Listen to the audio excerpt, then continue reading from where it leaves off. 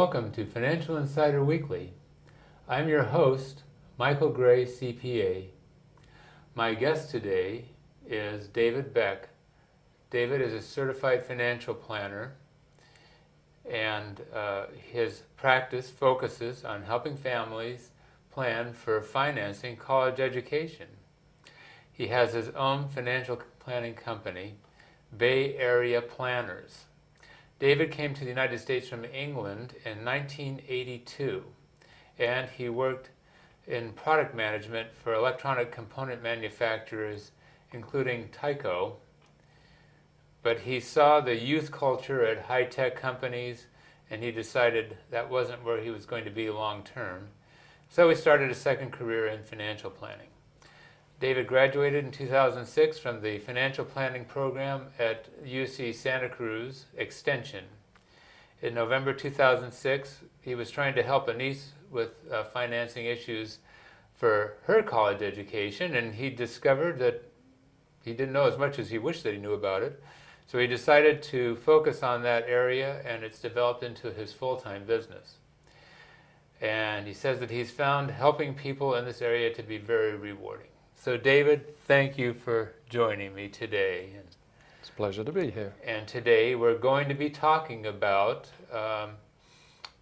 financial aid and non-tax issues related to planning for financing a college education. Now, I want to give a caution before we get started, and that is that this is just an introduction to this area, and help is available for further guidance. There are people like David and counselors at schools sometimes can give you suggestions on people that can help you. So David, let's get into our questions. Certainly. Okay. So first of all, to sort of get us into this, how does the education industry work, and how has it been changing? You know, I think of it as an industry. It's Okay. a very big industry. There's a lot of money in higher education. And it's an industry that's kind of unique. One of the first things to remember about it is that it's non-profit. And the second thing I think is that reputation is everything.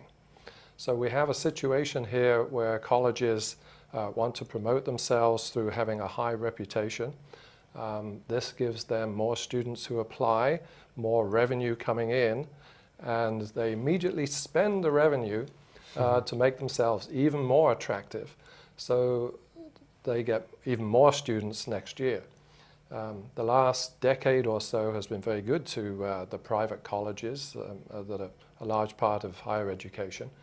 So they have been raising their tuition costs, and even raising tuition costs makes them more attractive often to the general public.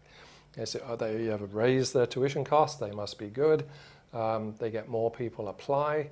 If they can keep their yields up, keep their ranking up in the US News and World Report annual survey, then life is good. Mm-hmm. More students apply, more revenue comes in. They can build new businesses, new buildings, mm-hmm. Put in hire more experienced or higher or better known faculty. Put in science buildings and things like that. Mm-hmm. This kind of came grounding to a halt over the last year or so. Their endowments went down. People are now talking about cutting back, and that's not very good if you're the president of a college. Yeah. Reputation is everything. You don't want things to become unstable. The other thing I think to note about it is that there's nobody looking over their shoulder.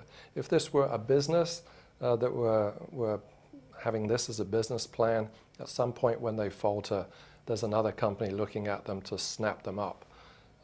There's nobody doing that in higher education. So it's really quite a business all to itself. Wow. So the reason why these endowments have fallen really basically is because of the stock market mm-hmm. falling. And of course we've had a little bit of a recovery for the stock market, so hopefully some of them have recovered some up with their endowments, but nonetheless, I mean, probably overall down about 40%, something like that, I'm guessing. Yes, they, And, they were creative investors. They invested heavily in hedged funds, some of the larger endowment funds. So yes, maybe they've come back, but they've been a little bit burnt. They know they have to be more cautious, I think. okay. And of course, the population, the students of their families have also been burnt in the same way. That's right. So generally, money is a little bit tight at the moment, and that's kind of changed the situation. Yeah, it's made it tougher all the way around for money to be available to help students, and for the students as far as having resources available to help them in financing their education. It's made a big difference over the last couple of years. Okay. Now, how is this game played? I guess this is the college recruiting game and so forth. How is it played from the college's point of view? Yes, as I said, colleges want to attract students each and every year and maybe grow that number.